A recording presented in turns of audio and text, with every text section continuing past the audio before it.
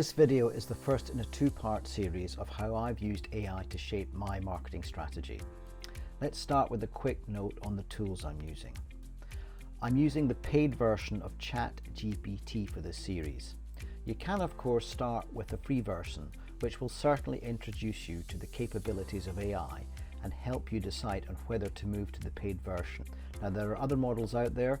There's Google's Gemini, Microsoft Copilot, Claude and more. But my advice is simple. Pick one and stick with it. Now opened up ChatGPT and this is a page that you would typically see on opening. Now before we start, I would draw your attention to one security issue that often people ask me about, and that is you shouldn't be sharing anything sensitive necessarily about your clients or any data about your own business that you would not want shared.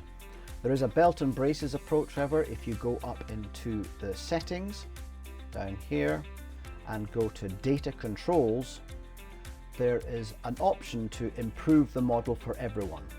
This should be switched to off, and so therefore most of the information that you are working on will not be shared elsewhere. The other issue I would draw to you in the settings are customized ChatGPT. This allows you to put information about yourself and also request how you would want ChatGPT to respond. For instance, I've got only use UK spelling for your outputs. I've asked ChatGPT to give me alternative opinions. I've said avoid buzzwords and cliches. I've also got the option to give more information about myself. So the more it knows about you, the better. One of the benefits of this system also is that you can put things into folders. So as you can see, I have one called Richard Taylor Consultancy. If I open that folder, you will see all the previous inquiries that I've made, and they all relate to each other because they're contained in this folder. So that's really useful, that you don't have to keep reiterating information. In addition, there are two options at the top: project files, and in project files you can contain things that again you would typically refer to, such as brand guidelines or your logo or some data that you want to be using on a regular basis. If they're all in this folder, then you don't have to keep on looking for them and uploading them each time. In addition, you can add instructions that are specific to this particular folder and therefore the project. But just before we get started, it's important to remember AI can only help structure your thinking, speed up execution and unlock creative ideas. But it still needs you. You still need to know what you want to achieve. You still need to bring your own ideas, your own goals, your own marketing expertise and a sense of direction. AI doesn't replace strategic thinking, it only supports it. That's when my own business journey started. After exploring AI seriously and speaking with my clients, I could see how valuable it could be for small businesses. Ironically, a lot of smaller companies I spoke to were afraid of it. They saw it as a threat. But for me, there was a great opportunity, because if you're running a business on tight margins and limited time, AI can help you make you more productive and more creative. For me, that is a persuasive argument.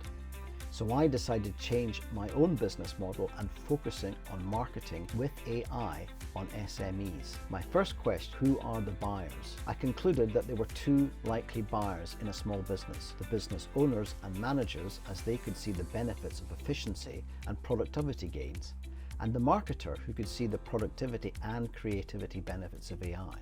And that's where personas came in. I used ChatGPT to help me articulate my ideal clients. Two personas you'll hear a lot about: Jamie Fraser and Sarah Campbell. This wasn't about AI inventing something from scratch, it was about helping me clarify what I already knew and to present it clearly and consistently. So I created another folder called Buyer Persona Small Business. Here is the prompt that I used, and I will leave a link to it so that you can use it too. All I have to do here is make sure I am identifying who I'm targeting. 28 seconds later, it came back with this answer. I've now got a name: Jamie Fraser. He's 42. He's a small business owner. He earns 45,000. He's married with 2 kids and he lives in and around Edinburgh. And then I've said, well, hang on, rather than looking at this as a table, could you put this into paragraphs and summarize the pains, the main challenge, the needs and the dreams? It reasoned for a whole 8 seconds and then came back with this short paragraphs about each. So now I'm really beginning to develop a picture of what Jamie Fraser is like. And the point of that is I can then create content that is aimed at targeting that individual, because I'm beginning to understand the needs, the challenges of this individual, so I can get content targeting those particular things. And on top of that, I can also create an image of this person. The image generation in ChatGPT has got a whole lot better.